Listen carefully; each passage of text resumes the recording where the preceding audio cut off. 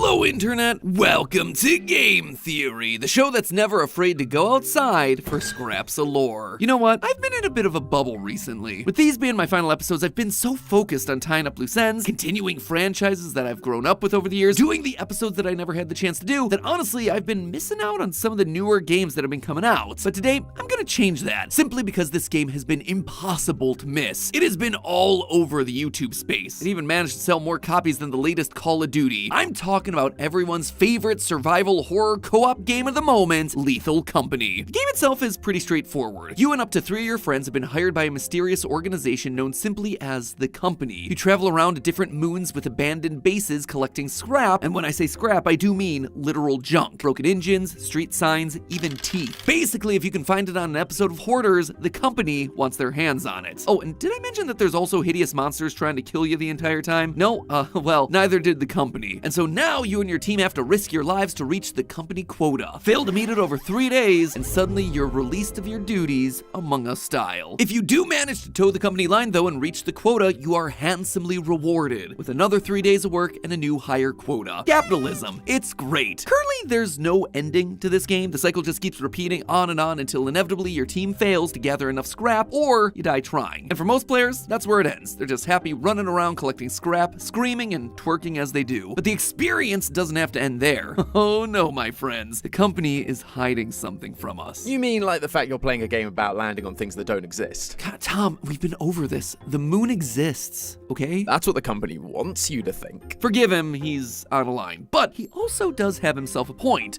Not about the moon existing, that's clearly stupid, but the idea of a Company conspiracy. You see, by finding hidden files, scanning creatures in the game, and using some good old-fashioned real-world history, we can actually start to piece together exactly what went down in the Thistle Nebula. Why everyone's missing. Why there are monsters patrolling these moons. Why is the Company the one behind it all? Strap into your ships, loyal theorists, because we're gonna salvage every scrap of lore that Lethal Company has to offer. Now, in order to figure out what's going on with the Company, we first need to figure out what's going on with the world, or worlds that the Company currently operates on. I mean, these places are completely desolate other than the monsters. And yet, here we are, collecting scraps from human-based civilizations, like cooking utensils, or whoopee cushions. And something tells me that these mutant spiders aren't really into fart pranks. People clearly used to live here on these moons, but then something happened. Something that managed to wipe out not just one planet's worth of people, but dozens of planets worth of people. When we're playing the game, the terminal tells us that the year is 2532. So your initial thought might be that years into the future, we killed the planet, we colonized the moons, only to die out as a species anyway. And you know what? You'd actually be kind of right about that. The thing that's probably more surprising though is the timeline of that happening. In your ship, you can find a sticky note that gives you a secret code to punch into your computer terminal. Doing this gives you access to a former crewmate's personal logs, a character known as Sigurd. Sigurd gives us a lot of information about the operations of the Company, but the thing that caught my attention the most was the fact that they were made in 1968, a whole year before Neil Armstrong first stepped foot on the moon. Now that sounds pretty conspiratorial to me, and it turns out that there are some space travel conspiracy theories that align perfectly with these dates. There's one theory out there that believes space travel was achieved during World War II by the Nazis, who sent a bunch of their high-ranking officers to the moon in order to avoid prosecution. These officers then built a base on the dark side of the moon and continued their war efforts from afar, very far, waiting for the proper time to strike back. Now, obviously in real life, this is ridiculous, but in the world of the game, this would actually tie into the idea of moon bases and the ability to traverse the galaxy before the 1960s. There's even a poster in the game that seems to confirm this type of timeline. Inside your ship, there's this poster right here that talks about preserving food. This isn't just a fun poster made specifically for the game, it is a real poster that was used during the 1940s, which seems to imply that mankind has been operating in space since at least that era, if not even earlier. Except obviously this poster is not German, it's from Pennsylvania. Notice down here it says, in cooperation with Work Progress Administration. This was a government program designed to employ people to work on public projects like construction of buildings and roads. And in the game, clearly this has seemed to have moved forward into NASA-like projects as well, which would seem to imply that the Company wasn't always in the business of collecting scrap. Instead, it seems to suggest that the Company got its start helping the US government win the space race. This then is starting to feel a lot less like the Nazi moon base conspiracy and more like the 1959 study known as Project Horizon. This study was done by the US military and was essentially their attempt to colonize the moon in the name of good old-fashioned patriotism. But obviously this was the military, so of course a big part of the plan was to build outposts and design weapons specifically for moon and space-based combat. One of those weapons was a modified claymore or landmine. And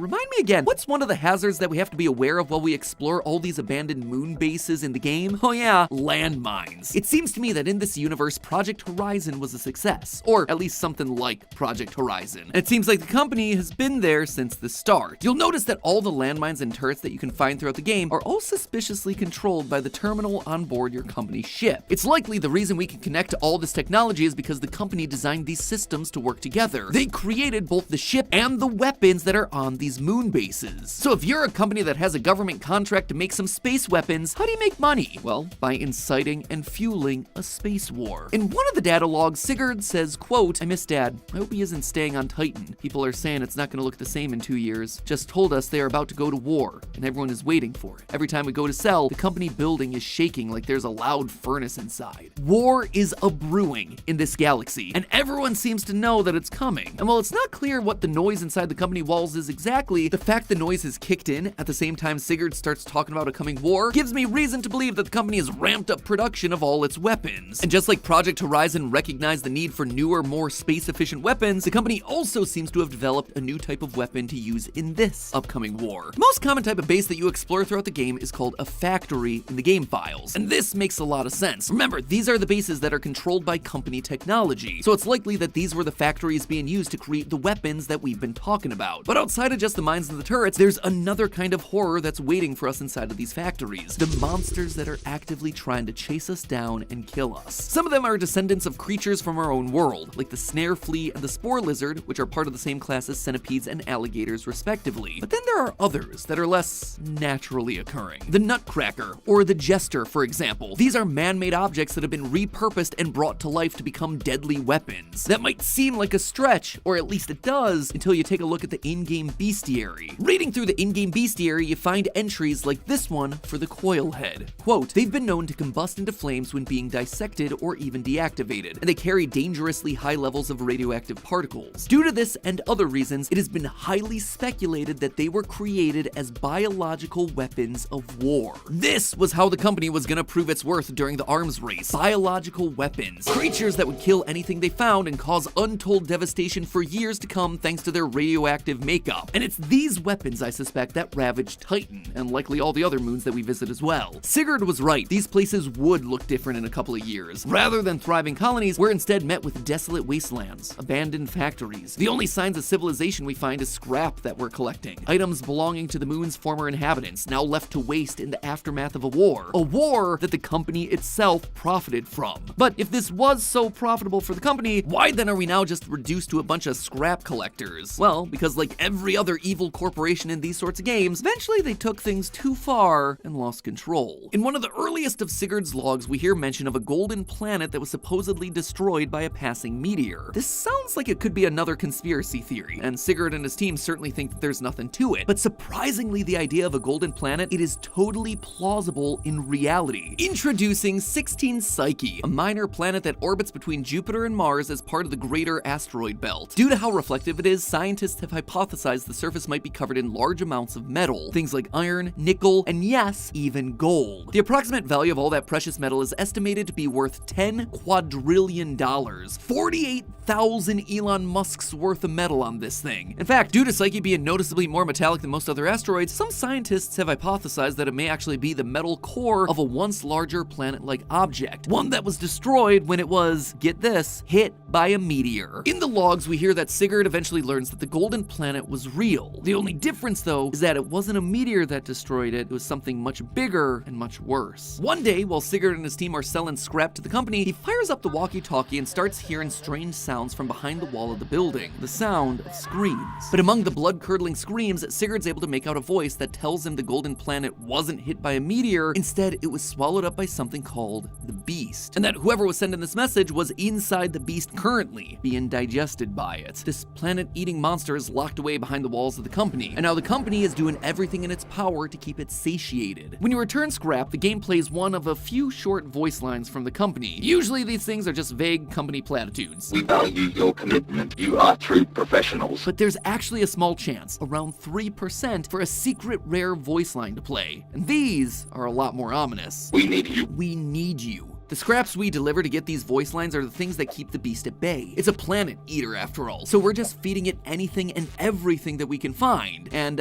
you know what fetches the highest price? A bar of gold. Perfect for the monster that has itself an appetite for planets made of the exact same stuff. Sigurd in his logs also starts to connect the dots. Quote, what if there really is a big monster in the company building like the voice told me on the walkie-talkie? They trapped it and we feed it to keep it tame. But what does all this have to do with the company taking war profiteering too far? Aren't they the ones trying to help in this situation? Well, remember earlier, I said that one of the company's biggest sources of money was making weapons. And over time, weapons only become more and more advanced. It's kind of the inevitable law of warfare. In our world, we went from muskets to rifles to bombs to missiles, and eventually we reached...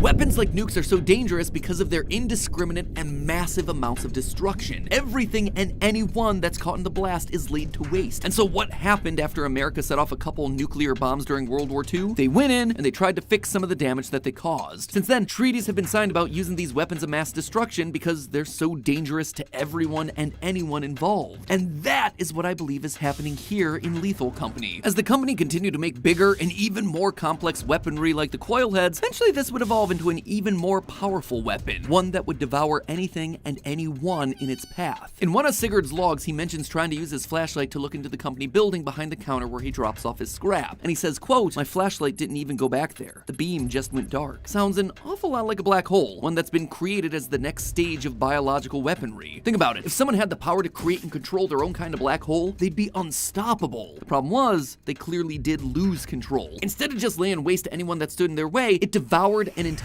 planet, including the innocent residents that remain conscious inside of this monster to this very day. Knowing that they had just made a massive whoopsie, the company swooped in and tried to fix the mistake, containing the monster within one of their old complexes and constantly feeding it food to keep it satiated so it wouldn't cause any more unnecessary destruction. Maybe this is why they're just called the company and only use text-to-speech voices. They're specifically trying to seem generic, unidentifiable, so that people won't suspect that they were the ones that caused the disaster all those years ago. It's also probably why they only send you to planets that they know are desolate. I'm sure there are other more resourceful, abundant locations out there in the universe, but that would draw too much attention to what they're actually doing. They need to keep this entire operation under wraps, which leads us to today and the ever-increasing quotas that we have to reach in order to keep things under control. In the words of Sigurd's crewmate Desmond, quote, it's all a guise. We're supposed to think that it's all a transaction, but our real job is keeping an incredible terror fed. How long until its fullness ends and its hunger is insatiable? I actually think that there's an answer to that question. Remember those secret lines I mentioned earlier? Well, there's one that sends us a very specific warning. This wall cannot contain it. The beast right now, it is contained inside these walls as we're feeding it. But as Desmond said, the beast is never truly full. The more it eats, the more its hunger grows.